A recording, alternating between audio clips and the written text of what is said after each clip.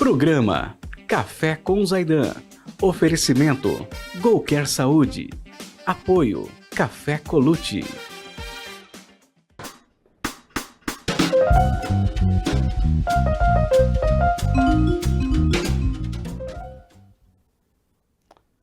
Bom dia para vocês aí no programa Café com Zaidan, 29 anos no ar. Hoje pela TV Cultura Litoral de Ubatuba, Peruíbe. Também já estaremos no Vale do Paraíba, com sede em São José dos Campos, abrangendo todo o Vale do Paraíba. É a TV Cultura expandindo seus sinais aí. Muito bom essa interação com as comunidades locais. E hoje eu vou falar com um filho de uma grande amiga minha, Zulaê Cobra Ribeiro. Mulher briguenta, rapaz, já vi mulher briguenta. Mas que nem essa eu não tinha visto não, velho.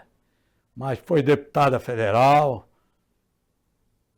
sabia o que queria. Naquele tempo tinha deputado, tinha político de fibra. Hoje é meio barro, meio tijolo os políticos, sabe? Também enrolado em tantos processos aí que eles não podem se mexer muito, né? Eu vou falar com Sergei Cobra. Ele que é formado em Direito pelo Mackenzie, em Marketing pela SPM, especializado em Direito Penal, sócio proprietário do escritório Zulaê Cobra Ribeiro, Sociedade de Advogados, e ele foi presidente da Comissão de Prerrogativas da OAB São Paulo e conselheiro da OAB São Paulo por 2 triênios, 2003 e 2009. Diretor secretário-geral da CAESP, OAB, 2010-2014, vice-presidente da Associação dos Advogados Brasileiros, Abracim, São Paulo, 2009-2011, e atual membro do Instituto dos Advogados de São Paulo, o IASP. Bom dia, Sergei, tudo bem?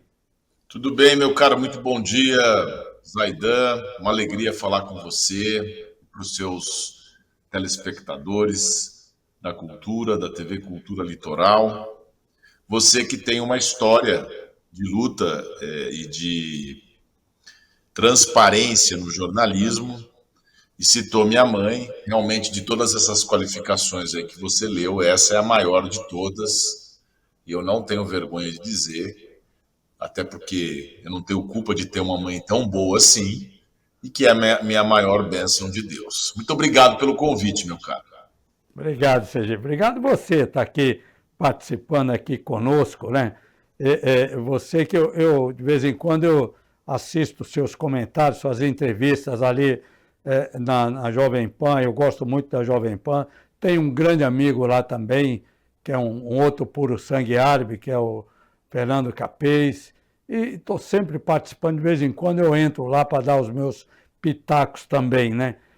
Sergei, eu quero começar você sobre essa questão dessa tentativa de golpe de Estado, abolição violenta da democracia e tantos outros adjetivos que eles colocaram para prender ali mais de 1.000 pessoas até hoje presas ali na Papuda. Eu gostaria que você desse o seu parecer sobre isso daí. Olha, meu caro, você citou, diz que minha mãe é brava, né? Eu sou o filho da mãe, né? Então eu não sou tão bravo quanto ela. Você falou que eu sou conselheiro atual. Quando eu fui candidato a presidente da OAB em 2015, teve um reverendo aqui em São Paulo, que aliás é meu amigo Aldo, fez uma pesquisa na catedral com juízes e promotores sobre a minha candidatura. Aí eles falaram, a mãe dele é meio contra nós. Aí ele perguntou, e ele, o filho? Ele é um melhorado. Então acho que melhorado no sentido de brigar um pouco menos, embora eu tenha enfrentado muitas brigas aí recentes, e não me furto a comentar essas questões do judiciário. Geralmente o advogado, ele tem uma escola um pouco mais, digamos assim, de esperar. E aqui no nosso escritório a gente sempre foi muito ativo, pecamos pelo excesso, mas não pela omissão. E a figura do advogado, não só como patrocinador de um cliente que precisa da advocacia, precisa de alguém que o defenda, ela também representa um dos pilares de sustentação do Estado Democrático de Direito. Então, grande parte dessa desordem, digamos assim, dessa insegurança jurídica que nós vivemos hoje, que não está restrita a esse caso específico do 8 de janeiro, ela também decorre da nossa culpa. Então, eu começo o programa fazendo meia-culpa, porque a advocacia, enquanto classe, ao longo do tempo, foi perdendo o protagonismo, essa função de ponta de lança da sociedade brasileira, que se antecipa, não reage, tem participação primária, ela que conduz e não é conduzida. Então, a OAB está aí para desagradar, que, aliás, é um dos mandamentos do advogado, que o advogado não deve ter receio de desagradar autoridades. Então, a gente tem que criar mecanismos para que o judiciário se oriente. Afinal de contas, somos parte essencial da justiça e do poder judiciário. Feita essa ressalva, eu tenho a impressão que agora, a gente estava conversando no bastidor, essa situação processual, uma coisa é o processo, que ninguém está querendo fazer defesa de mérito, até porque seria antiético da minha parte, tanto com o Ministério Público quanto com as defesas competentíssimas que estão atuando, eu fazer análise de mérito. Olha, o cidadão, não, aquele ali não invadiu, aquele ali não quebrou, isso aqui é crime de depredação, não é crime contra o GOL, contra o Estado brasileiro. Não, esse aqui é tal. Essa diferenciação ela é muito complicada. Mas no plano processual, as situações que estão sendo colocadas, elas não diferem muito de situações que o judiciário sempre se colocou. A diferença é que envolve um ex-presidente da República, super popular, e também uma evidência, afinal de contas, o Brasil viveu um momento muito tormentoso. As questões processuais estão sendo, sim, colocadas de lado, como só ia acontecer em casos no Poder Judiciário. Eu advogo há quase 30 anos e posso te dizer com muita segurança, Zaidan. Diariamente eu enfrento problemas com relação a respeito ao processo, direito de defesa, muitas vezes o juízo pouco preocupado em oferecer as provas. Então, tudo que está sendo reclamado em termos de defesa, muitas das coisas são justas e comuns no nosso judiciário, infelizmente, que precisa entender a advocacia, o direito de defesa, como pedra de toque fundamental para a gente crescer enquanto civilização. Porque amanhã ou depois, não é o ex-presidente, amanhã ou depois pode ser um filho teu processado, pode ser uma pessoa próxima, aí você vai querer as garantias que estão fugindo da nossa mão. Sabe por quê? Porque no Brasil imperou algo desde que comecei a advogar. Quem não deve, não teme. Era um slogan do Ministério Público que fazia propaganda na novela da Globo. Quem não deve, não teme. Com o Ministério não há mistério. E isso foi pegando as pessoas de uma tal forma que isso virou moda. É mentira isso. Quem não deve, teme sim. Porque se você for processado, se você for acusado, mesmo que você seja inocente, a tua vida já acaba. Então precisa parar com essa coisa de apontar o dedo, que o inocente ou o réu do passado pode ser o réu ou inocente do presente. A gente vai chegar lá. Eu não sou otimista, mas como Ariano Suassuna, eu sou um realista esperançoso. Eu acho que toda essa bagunça, toda essa falta de noção de todos os personagens que envolvem a justiça no nosso país, eu não isento a advocacia, vai ter um caldo importante no futuro e a gente vai conseguir reverter isso. É que nós estamos vivendo uma era difícil, uma era de mudança, de muita exposição, de muita rede social. Isso tudo também acaba bagunçando um pouco o cenário. Agora, como você vê essa situação? esse processo, essas pessoas que há mais de 2 anos estão presas lá na Papuda, sem um julgamento, sem saber por que estão presas lá. Algumas até participaram do quebra-quebra, mas outras não participaram, mas está lá no bolo. Como você vê essa situação? Olha, Zaidan, eu vou insistir nisso porque a gente precisa contextualizar, senão fica parecendo uma defesa de mérito, né? Essas leis foram criadas no governo anterior, né? Você vê como é que são as coisas. Por que foram criadas leis de proteção ao Estado? Porque no mundo inteiro você tem alguns levantes antidemocráticos e o próprio governo anterior, o Congresso Nacional, entendeu que tinha que ter uma lei específica para golpe de Estado e para atentado à democracia. A questão se a lei se enquadra às pessoas acusadas é o grande busilis da história. Prisões preventivas que duram muito tempo sem julgamento, elas não são privilégio desses acusados. Eu cansei de ganhar habeas corpus de pessoas presas 3 anos, 4 anos, até 5 anos sem um julgamento de primeira instância. O que nos remete a uma outra situação, que esse caso jamais deveria estar no Supremo Tribunal Federal, que é um tribunal que, por sua concepção, é um tribunal constitucional, não é sequer vocacionado para ficar ouvindo gente, testemunha, julgando. É um tribunal constitucional que só numa raríssima exceção deveria ser convocado. Se o atual presidente tivesse algum tipo de processo ou uma situação muito forte e não chamar a competência de tudo. No passado, nós tivemos um exemplo da Lava Jato, que é mal comparado. As pessoas falam, mas não tem nada a ver. Mas no formato, na forma, no processo tem sim. Em que tudo era colocado para Curitiba.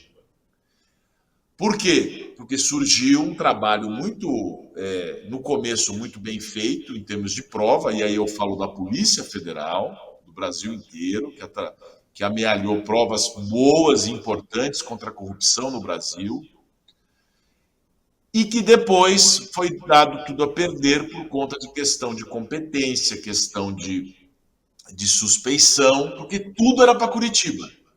Tudo vai para o juiz Sérgio Moro, porque é ele que está resolvendo essa situação. Sendo que tinha coisas que não eram da competência dele. E aí as pessoas diziam, não, mas isso é uma bobagem. Isso é só uma firula jurídica. Se vai para Curitiba, se vai para Brasília, olha que bobagem e tal. O que está acontecendo agora? A mesma coisa. Não é competência do Supremo esse caso. Só que aí as pessoas vão falar, mas de quem nós vamos recorrer nessa decisão do Supremo que diz que é competente? Não tem, né? Então, olha a responsabilidade do Poder Judiciário que tem esse privilégio de errar por último.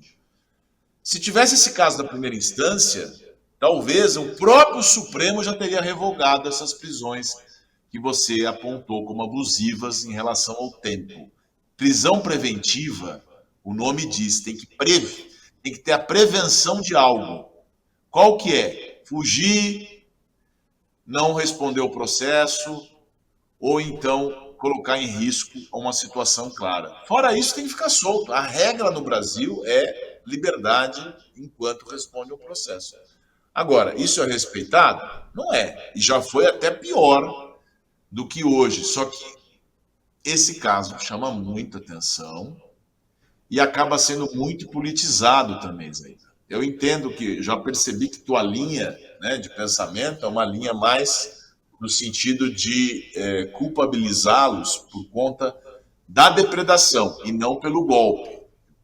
Também é fácil ter essa leitura. Só que isso tudo tinha que ter um juiz isento e competente.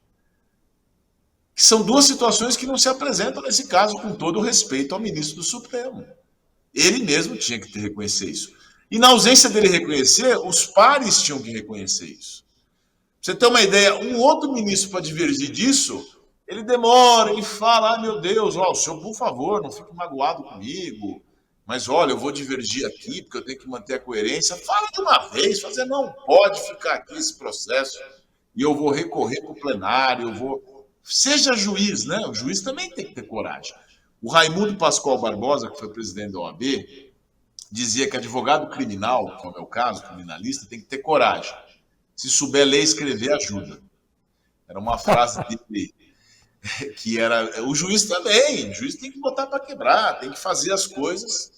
E eu acho que o judiciário ainda está muito encastelado nessas datavênias. Olha, existe uma situação ainda muito pouco ativa, que nos remete a um outro problema, que é o concurso público. Que muito se fala agora, por causa do Supremo, olha, vamos transformar o Supremo num tribunal concursado. Eles nem são concursados, como se o concurso público fosse a panaceia. Não, a gente precisa mudar o perfil de ingresso da magistratura e do Ministério Público no Brasil. Precisamos pegar gente vocacionada, gente que gosta de gente, que sabe lidar com partes. O cidadão fica estudando a vida inteira, vira juiz aos 29 anos e nunca nem namorou e vai julgar uma separação de um casal de 50 anos. Ele não tem essa experiência. Ele sabe tirar 10 e 9, mas ele não sabe ler pessoas. E tem como fazer isso. Hoje você tem métodos de RH, você tem métodos psicológicos. Claro, não vamos pegar a pessoa que tirou 4 na prova. Mas vamos pegar uma que tirou 7,5, 8, quem sabe? E vamos ver se ele tem um perfil de ser dinâmico, de não se importar com as partes, não ter muito ego. Ser uma pessoa extraordinária. Eu sou fã de juiz extraordinário. Quando a gente encontra um, e existem, viu? Existem muitos bons magistrados e magistradas, mas a gente faz festa, porque olha, fala, nossa, esse nasceu para ser juiz. Porque eu não nasci. Minha vocação é de ser advogado. Eu visto a camisa, eu tenho um lado na história. Por isso que eu nunca quis prestar concurso e nem quero ser desembargador nem nada. Tá. A gente está falando aqui com o Sergei Cobra, advogado criminalista aí, né? Ele é especializado em direito penal, né? Isso é legal, isso daí. A gente volta já no... Você me corte. Se deixar, eu faço aqui a sustentação oral. Você não. Espera um pouco, nós temos um intervalo aqui. Eu preciso faturar um pouco aí. Aguenta aí. Vamos. A gente volta já no minutinho aí.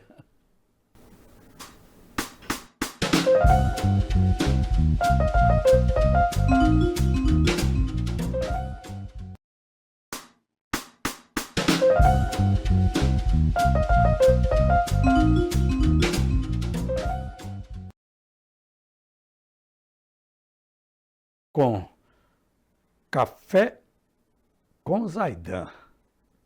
29 anos no ar esse programa. Programa bom, se não fosse bom também tinha acabado, né? Nem a audiência tinha mais, mas tem uma audiência boa aqui.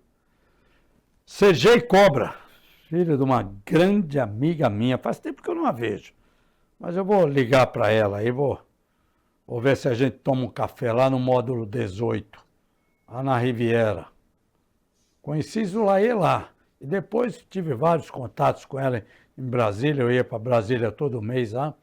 Eu era deputado federal do Grande Oriente do Brasil. Então todo mês eu passava no gabinete dela lá e tomava um café com ela lá. Lá no anexo. Se eu não me engano, era no 7º andar o gabinete dela. CG, você tocou num assunto aí. Tá me escutando, CG? Estou te escutando, estou pensando aqui no anexo.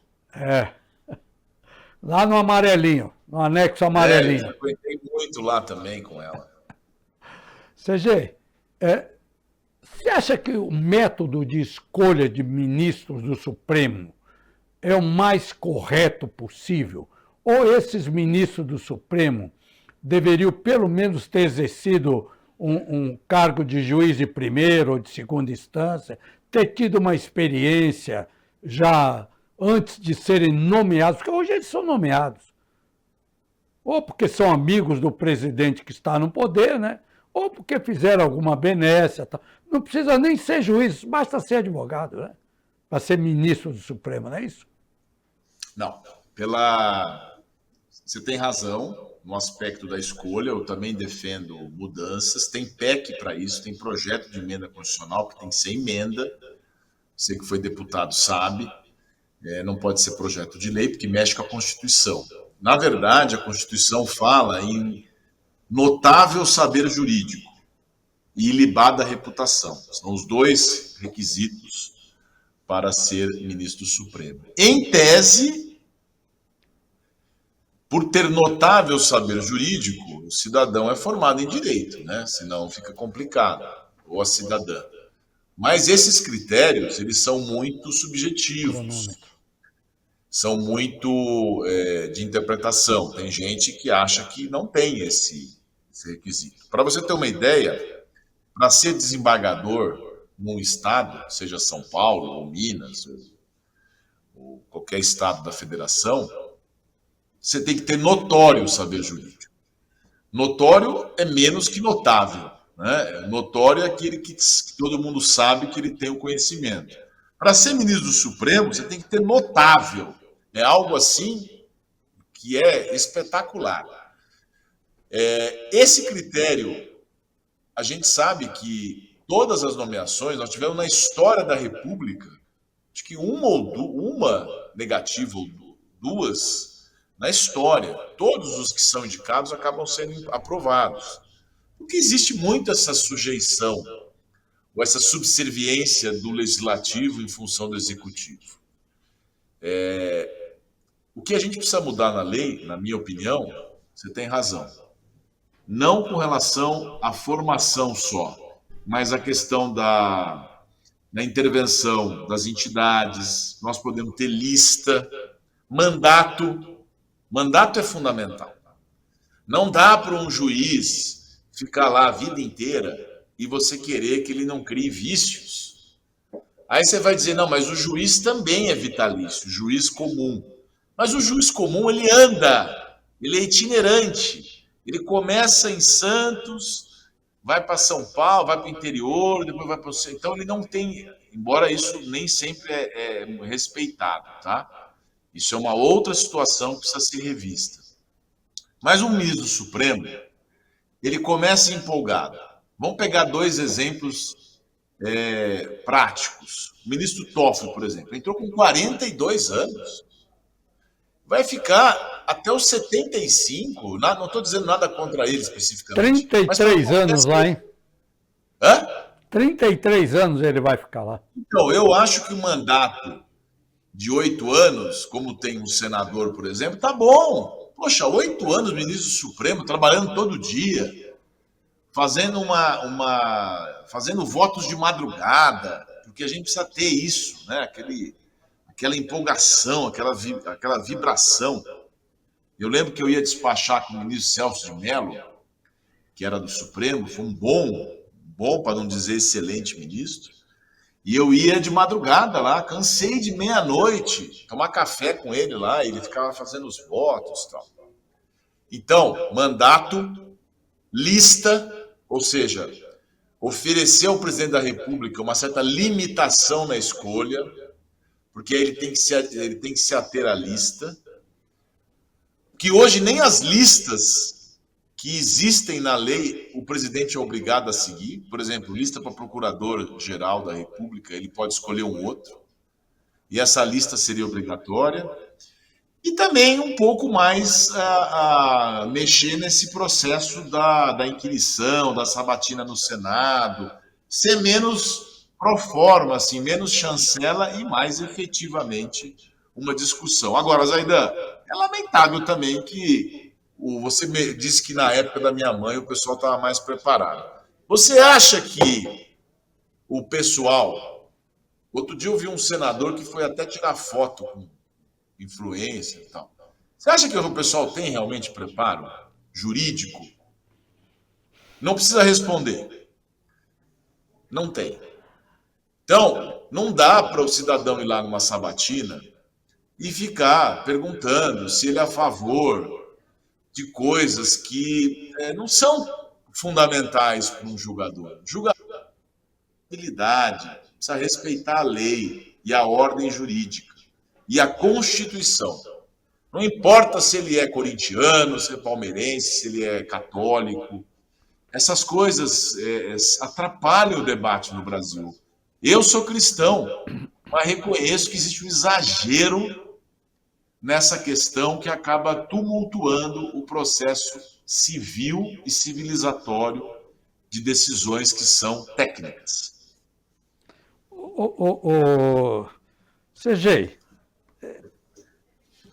tem umas narrativas que se formou aí nos últimos 4 anos, 6 anos, 8 anos.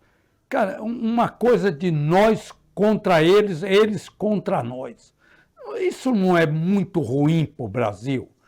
Eu acho também que a OAB está muito omissa em tudo isso daí. A OAB sempre foi uma entidade com força, sabe, política e da categoria também, sabe? O que levou a OAB a ser tão omissa como está hoje?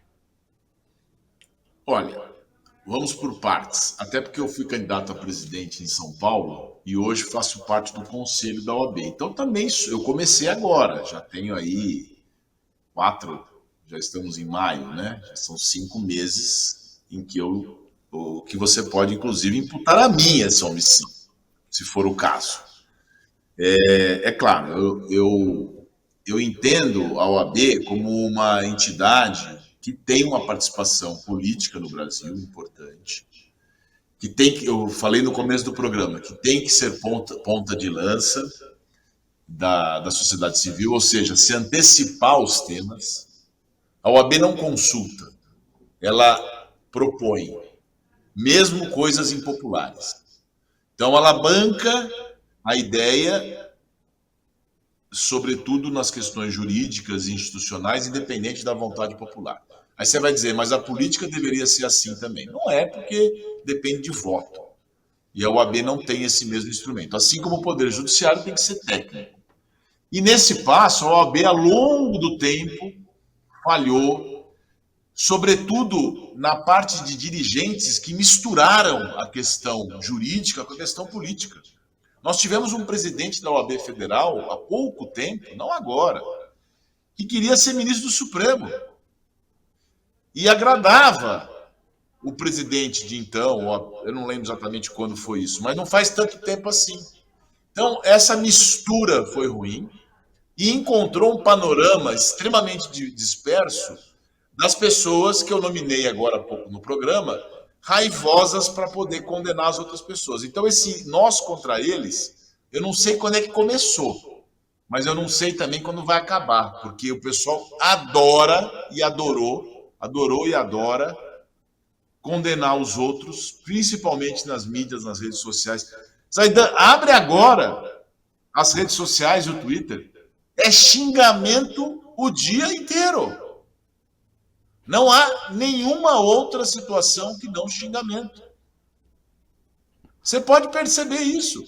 E por trás desse xingamento pode até ter uma revolta legítima. Mas é aquela velha história, você meio que perde a razão quando você baixa o nível, né? Então isso é de todos os lados.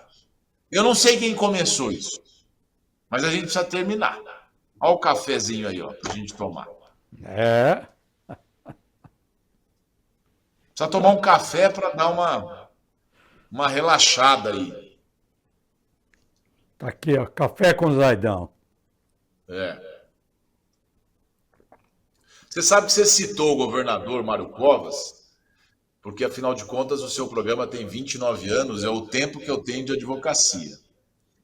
Eu tenho 52 anos, comecei em 95, então são 29, né? Em 95 eu me formei, é quase 30, igual o seu programa. E o Mário Covas, ele queria acabar com o Palácio, que agora o governador Tarcísio também quer. Eu acho ótimo, porque a gente precisa ter uma visão de política um pouco mais distanciada do personalismo. Eu acho que grande parte dos nossos problemas é que a gente deposita muito em pessoas as nossas soluções. A gente tem que fortalecer as instituições. Então, o Palácio já é um negócio meio estranho, né? Parece que é coisa de rei. Lá não tem um rei, tem um funcionário público, que é nosso funcionário. E o Covas queria isso, ele queria pegar o Banespinha, que a Marta Suplicy foi mais rápida e pegou para a prefeitura, que hoje, onde é o prédio da prefeitura, era o Banespinha, era o Banespo aqui em São Paulo. E uma vez eu fui com o presidente da UAB no Palácio e ele falou assim para mim: o que você quer ser aqui quando eu virar governador? Eu falei: eu não quero nada, eu quero ser presidente da OAB, quero ser o cargo. Ele não gostou nem um pouco. Eu falei: o presidente da OAB é muito mais, é o auge da carreira do advogado, não tem que querer ser governador. O próprio Tarcísio outro dia recebeu o medalhista lá no Palácio, o Torben Gael, esqueci o nome dele agora, e ele falou assim: ah, não, aquele que foi o campeão de vôlei, o treinador de vôlei. Aí o Tarcísio falou assim, o governador: olha, não é todo dia que a gente recebe um campeão, um medalhista olímpico aqui no Palácio. Aí o treinador respondeu: não, mas não é todo dia que eu estou com o governador. Aí o próprio governador, eu gostei, ele falou assim: não, governador é qualquer um. Toda hora muda aqui, agora medalhista olímpico, não. Gostei dessa postura humilde dele. E é verdade, o Tarcísio está governador. O medalhista olímpico não, ele conquistou lá. Pô, foram anos. Não, eu não estou tirando o mérito. Foi legal ele explicar isso. Ele não está tirando o mérito próprio, mas é uma questão que ela depende de tantos fatores que não é assim uma coisa de, né, que foi só por mérito, né? Então ele quis dizer que medalha olímpica é algo que você tem que lutar muito para conseguir. Tá certo. Enfim, para concluir o meu raciocínio, vamos despersonalizar a vida política. Parem de elegerem salvadores da pátria. Não existe isso.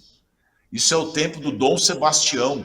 Sebastianismo tem explicado isso na história, que virá um salvador para nos levar a uma... Não existe isso. Somos nós mesmos cobrando, elegendo novas lideranças também, precisa renovar, enfim, precisa ter uma nova dinâmica de consciência política. CG, pois não. CG, sempre teve essa coisa direita e esquerda. Você vê, os Estados Unidos tem os democratas, os republicanos, né? Mas não tem essa animosidade que tem como existe aqui no Brasil. Parece que não é adversário, parece que é inimigo. Isso é cultural? Isso é cultural? Eu acho que nos Estados Unidos também tem, porque vou te dar alguns exemplos, né? O presidente Trump foi fazer o primeiro discurso dele aquele grande dia, né? Que ele se reúne no Congresso, e a Nancy Pelosi, que estava atrás dele, que era presidente da casa, que era democrata, ele, não sei se de propósito ou sem querer, não a cumprimentou, ela estendeu a mão, aí ela pegou e rasgou o discurso na frente dele. No nosso 8 de janeiro, nós tivemos um 6 de janeiro lá, em que o ex-presidente estava fazendo um comício e convocou as pessoas a irem lá. Ele disse que não foi para quebrar nada, mas as pessoas foram e morreram 6 pessoas. Também foi grave aquilo, né? Os deputados encurralados dentro de uma sala no dia da posse. Então, devagar também, né? Eu acho que também o pessoal tensionou demais. Você vê em outros parlamentos do mundo aí o pessoal saindo na mão mesmo, brigando, soco. E culturalmente no Brasil nós tivemos até um assassinato no Senado, né? O pai do ex-presidente Collor matou um outro deputado que nem tinha culpa, ao tentar se atirar num outro senador, agora não lembro se é deputado ou senador que faleceu, que nem estava na briga. Então a gente tem uma cultura assim, mas que acho que agora contaminou todo mundo, viu, Zaidan? Sabe por quê? Você falou do café. Você vai tomar um café lá na Riviera. Antigamente as pessoas não conheciam todos os personagens. Aí você vê lá um ministro do Supremo. Aí você vai lá gritar com ele, xingá-lo ali no meio da praça. Não faz sentido isso, entendeu? Eu acho que as pessoas perderam a mão também. Eu mesmo estava indo para Brasília uma vez, tinha um ministro no avião, e aí eu fiquei na frente assim, Não para me beneficiar, porque eu sempre fui crítico do judiciário, às vezes nem me convém as críticas que eu faço, mas eu tive que intervir, porque o cidadão foi para cima do. E eu falei: não, não, aqui você não vai fazer isso. Eu era um homem idoso. Não é por aí. Eu acho que a gente pode fazer as coisas, mas não com esse radicalismo, que, aliás, também não é privilégio de contra o Supremo. Outro dia um deputado está fazendo greve de fome porque chutou uma pessoa lá no Congresso e depois vai fazer greve de fome, mas não quero ser caçado e tal. Ah, mas você chutou uma pessoa? Não pode chutar uma pessoa, você é deputado. Aí vai fazer greve de fome? Não, não chutasse, né? Nós vamos fazer um pequeno intervalo aí, volta para o último bloco aqui com Sergei Cobra, advogado especialista em direito penal aí, um grande escritório de advocacia aí, que como é que é o nome do... Zulaê Cobra Ribeiro, Sociedade de Advogados. Zulaê prestou o seu nome aí, hein? Não, eu faço questão. Ela que começou a dinastia, né? Eu falei para tirar essa coisa de rei. Ela que começou esse nosso escritório lá na década de 70. Quando advogar, tinha que ter coragem. Viu? E minha mãe enfrentou, fez audiência na junta militar. Não era fácil, não, mas ela começou tudo. Ela tem quase mais de 50 anos de advogado. Tá bom. A gente volta já, Sergei, logo em seguida aí para o último bloco aqui. Programa bom danado, viu?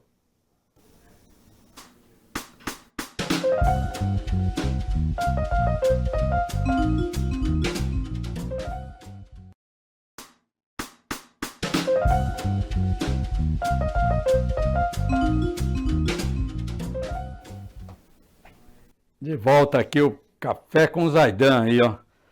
Meu amigo CG Cobra. Eu queria falar com a Vanessinha aí, a Vanessa. Põe aí a Vanessinha da GoCare aí.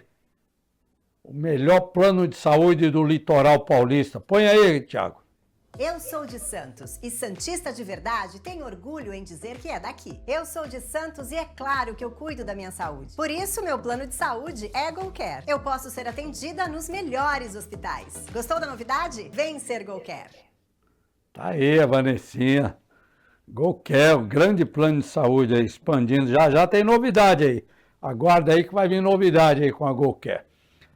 CG Cobra. Como é que... Cadê o... tá aí. Eu pensei que tivesse ido embora, velho. Não. Tá não, né? Jamais. CG, esse embate aí do Hugo Mota com o Supremo Tribunal Federal, no caso aí do Alexandre Ramage, constitucionalmente falando, quem está certo? Então, difícil essa resposta, sobretudo pela premissa que envolve ela.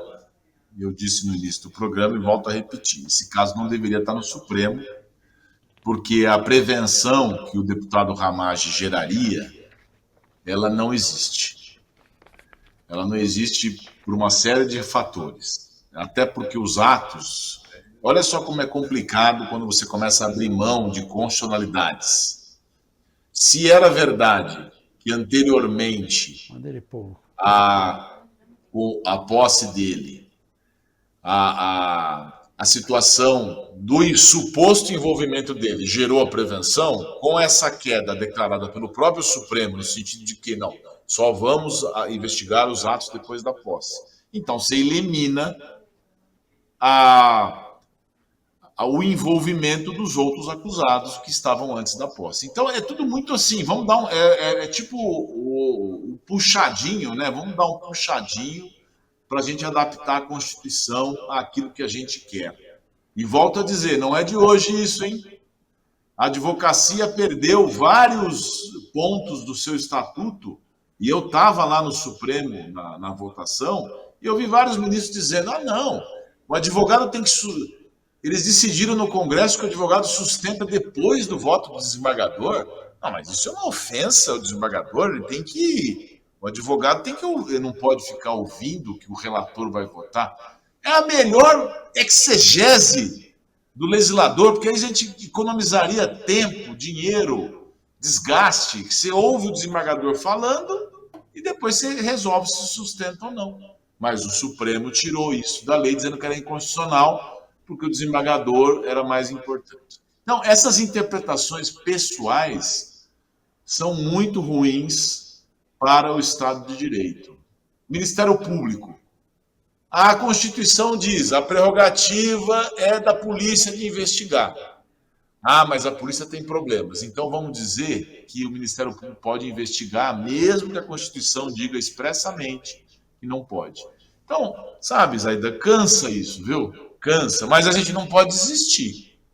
Eu acho que esse embate vai acabar sendo solucionado no plano político, que o Supremo deu uma parte daquilo que o Congresso pretendia, que era suspender pelo menos uma parte da ação, tanto que teve voto até da base do governo, senão não teria votado. Às vezes o pessoal tem uma leitura política, você me chamou aqui como advogado criminalista, e eu estou falando muito de política, né? O pessoal tem uma leitura política errada. O Congresso autorizou porque já sabia que o Supremo ia por esse caminho. É o famoso vamos combinar com os russos. Então estava meio que combinado isso, assim, na minha visão. Essa parte, para a segurança jurídica, ela não é boa quando existe essa intersecção muito violenta entre decisões do judiciário e decisões políticas. Estar mais independentes, de um modo geral, tanto a Casa de Leis quanto a Casa Suprema de Decisões, para a gente poder evitar essas situações. Para você ter uma ideia, para abrir uma CPI ou para poder colocar um processo de investigação, somente uma pessoa pode fazer isso, é o presidente. Então, esses poderes precisam ser mais diluídos, sabe? Sabe diluir poder? Não dá para deixar na mão de uma pessoa as eu coisas. Posso contestar você? Posso contestar um minuto aí? Que somente o presidente pode abrir? Não é bem assim. Porque quando foi da CPI da Covid, o Senado não queria abrir e o Supremo obrigou o Senado a abrir a CPMI da Covid. Está lembrado desse episódio? Sim, mas aí foi uma decisão judicial também, que é quem tem na República o privilégio de abrir por último. Eu digo, só uma pessoa tem no âmbito do Legislativo. Nesse caso, foi para o Judiciário, que o Judiciário mandar abrir uma CPI, que ao meu ver, eu não lembro exatamente, sem entrar no mérito da questão da Covid, que a negação foi um absurdo, mas o Supremo não tem que mandar abrir CPI também. Está errado. Mas naquela hora ele até nisso interferiu. Até no caso, quando o presidente em exercício, Jair Bolsonaro, nomeou o diretor-geral da Polícia Federal, que é prerrogativa do presidente, isso daí, o Supremo falou, não, esse não. Como é que você resolve um negócio desse? Então, essas questões acabam ficando mais, digamos assim, em evidência, até porque o ex-presidente eleito, que entrou numa jornada errônea, assim, com relação a urnas, enfim, e na própria Covid, ele mesmo reconhece,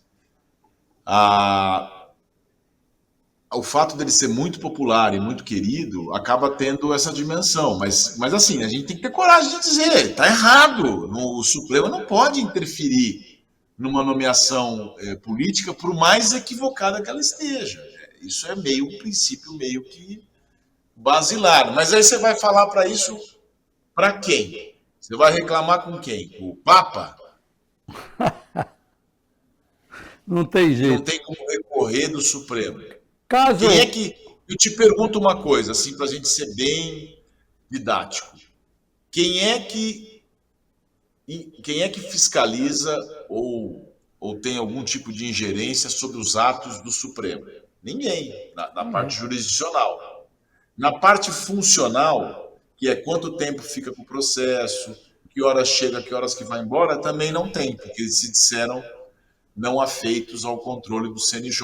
A gente criou para isso, para controlar atos funcionais dos ministros, saber se está dando decisão no tempo adequado, se recebe advogado. Isso tudo também não são controlados. E aí acaba tendo esse tipo de situação. São semideus? Não, não existe semi, né? O Deus é um só, pelo menos para mim. Eu escrevi um artigo no Estadão outro dia, elogiando o ministro André Mendonça, que me rendeu até algumas críticas ideológicas, que hoje em dia é assim, você tem que estar de um lado, né? Ou você é isso ou você é aquilo. Aí eu escrevi um artigo no Estado de São Paulo chamando ele de terrivelmente justo. Eu estou gostando dos votos do André Mendonça. Eu acho que está sendo um voto assim mediano, inclusive em alguns casos do 8 de janeiro, ele entendeu que não tem golpe, mas tem atentado à democracia, deu penas mais baixas, mais adequadas a uma situação que foi grave, mas não para 12, 14 anos. E aí, eu lembro disso. Ele foi colocado lá por ser terrivelmente evangélico. Só que assim, pouco importa, né? A gente tem que ter gente que respeite o direito e não pode ser chamado de semideus. Caso da Carla Zambelli, o Congresso pode reverter essa situação? Então, o Supremo já se manifestou nesse sentido, porque a defesa dela, que aliás é um competente advogado, amigo meu, entrou já com essa questão no judiciário, pedindo remessa à Casa Legislativa, porque teria atribuição de suspender. O ministro Alexandre de Moraes, que é o relator, é o novo Sérgio Moro, né? Tudo é o ministro Alexandre de Moraes. Até a briga de vizinho, acho que mandam para ele resolver. O que é um absurdo, né? O tribunal não é para isso. Ele disse, mas aí no caso seria ele mesmo, porque ela é deputada federal. Tem foro privilegiado, que é outra coisa que tinha que acabar, né? No passado, foro privilegiado, o próprio nome diz, era para as pessoas se sentirem mais seguras. Então, um deputado, um governador, imagina, ou até mesmo um ex-presidente, ele não queria ser julgado por um juiz de primeira instância. Ele queria ter lá, porque lá ele tinha os contatos, tudo era muito, né, sem transparência. Hoje é uma roubada até para quem é processado, que não tem direito de recorrer, né, não tem nem duplo grau de jurisdição. E o ministro Alexandre de Moraes, no caso, por ser prevento, que aí é deputado tem mesmo, já disse para a defesa que não vai aplicar, porque os atos dela foram anteriores à posse. Então, acho difícil que a deputada tenha um outro destino, senão o cumprimento de pena. Mas é claro que eu acho que na política criminal, na execução dela, ela deve ter todas as benesses, né? Porque não põe em risco a segurança das pessoas e tal. A questão ela tem um tratamento. Olha como é ruim isso. O Supremo condena 14 anos a mulher que estava lá, que falam que é a moça do batom, ela não é tão inocente assim, né? Só com o batom. Mas aí depois põe ela em casa. Então se era para pôr em casa, por que condenou a 14 anos? Porque daí fica incompatível a pena com o regime. Então já condena numa pena mais adequada, em que a pessoa, por exemplo, não precisa ficar na cadeia. É preciso que uma deputada federal fique atrás das grades lá, para ter aquele símbolo e tal. A gente precisa pensar uma política criminal menos punitiva e mais educadora, mais restabelecedora da ordem. E talvez até de dinheiro, né? Pagar por aquilo que cometeu financeiramente. Agora, CG, ela era deputada quando ela cometeu isso daí. Ela estava no processo de reeleição, mas ela já era deputada. Pois é, então. Aí é que entra a interpretação. Ela estava com mandato. Sim, mas aí eles entendem que esse ato foi É uma questão... Existia um jurista que dizia o seguinte: eu não temeria as más leis se houvessem bons juízes. A lei é morta, o magistrado é vivo. E essa é a grande vantagem que ele leva sobre ela. Toda lei tem uma interpretação. Entender que aqueles atos foram na constância do mandato, mas o mandato dela acabou, então ela não está mais protegida em relação àquele episódio, porque o mandato não existe mais, é um esforço é um malabarismo também de interpretação. Você pode entender o contrário. Então, meu caro, tudo é uma questão de boa vontade. Só que um juiz, ele não pode ir por esse caminho. O juiz tem que sempre preservar o Estado de Direito. Mesmo que aquela pessoa seja culpada, tem que preservá-la de uma condenação injusta na forma e no conteúdo. Então, esse é o tratado de direito que muita gente morreu ao longo do tempo e da história para a gente ter hoje. Só que acontece o seguinte, você vai em qualquer festinha aí na Bertioga, você vai num jantar à noite, tá todo mundo pedindo prisão para todo mundo. Você pode ver. Ah, esse devia estar preso. Ah, esse, a hora que é o seu, ah, poxa, que exagero, rapaz. Aí não dá, né? Sociedade é a caixa de ressonância da política. Se a gente não mudar o nosso discurso, a gente não vai conseguir ter uma representação política melhor. Você elege o cidadão porque fala mal do banheiro. Ah, o banheiro vai ser frequentado por travesti. E isso faz um sucesso nos conservadores, só que isso não é importante, pô. Isso tem como ajustar na política do dia a dia. Um prefeito, um governador vai ajustar isso. Mas isso faz um sucesso, assim como faz um sucesso falar mal das outras pessoas que cometeram outras situações, entendeu? A gente precisa escolher melhor os representantes. Rapidinho para finalizar. Eu viajo vários países, também estou bem informado. A gente não vê tanta exposição dos ministros da Suprema Corte de outros países, como a gente vê aqui os ministros da Suprema Corte do Brasil. Por que esse diferencial? Isso vai da cultura do brasileiro ou vai da cultura do judiciário brasileiro?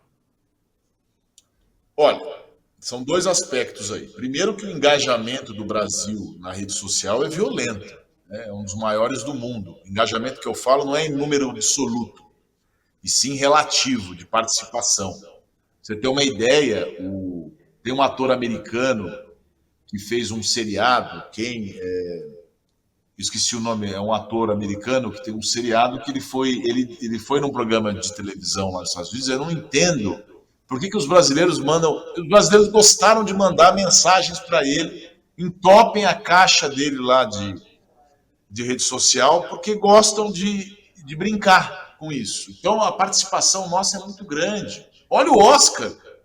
O pessoal ficou até impressionado como a Fernanda Torres recebeu apoio. Nunca na história da rede social do Oscar alguém foi tão festejado. Então o brasileiro já tem, por natureza, esse engajamento. Soma-se a isso um certo elitismo do judiciário, porque assim, Zaidan, o ministro pode participar de um congresso, ele pode eventualmente para os Estados Unidos fazer, pode, mas tem um exagero aí, é um exagero. E outra, numa situação de distensão, de polaridade, não vira para o manifestante e sai batendo boca com o manifestante. Você é o ministro do Supremo. Você tem que entender que vai existir revolta, não é certo que você seja atacado, que você seja xingado. Mas tenha também um pouco de comedimento e entender que o Brasil e o mundo vivem um momento de muita polarização que eu espero que um dia passe. E vamos controlar um pouquinho esse negócio de evento. Porque às vezes tem questionamento dos eventos, quem é que está patrocinando esses eventos, às vezes tem escritório da advocacia, que tem causas nos tribunais. Isso tudo o CNJ deveria ver. Eu não quero que proíba, até porque é importante debates internacionais, a discussão entre o judiciário, mas faz aqui no Brasil também um pouco, né? Faz no Brasil, a gente tem bastante praia bonita aqui, os ministros podem se movimentar aqui. É muito congresso lá fora também, né? É muito congresso. Tá certo.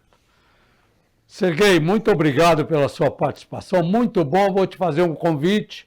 Agora em julho nós temos a Festa da Tainha, a famosa Festa da Tainha assada, que você já deve ter vindo. Sua mãe veio algumas vezes, junto comigo, inclusive. Eu estou te convidando para você vir comer uma tainha assada conosco aqui, tá bom? Vou com o maior prazer, meu caro. Gostei muito de participar do programa e, sobretudo, por você ser uma pessoa antiga na minha vida, né? Pela amizade que você tem com a minha mãe. Obrigado pelo convite e pelo carinho. Muito obrigado, Serguei. Boa tarde para você. Boa tarde. Obrigado. Para vocês também aí, uma boa tarde ou um bom dia. Continue na programação aí da TV Cultura Litoral. Tchau.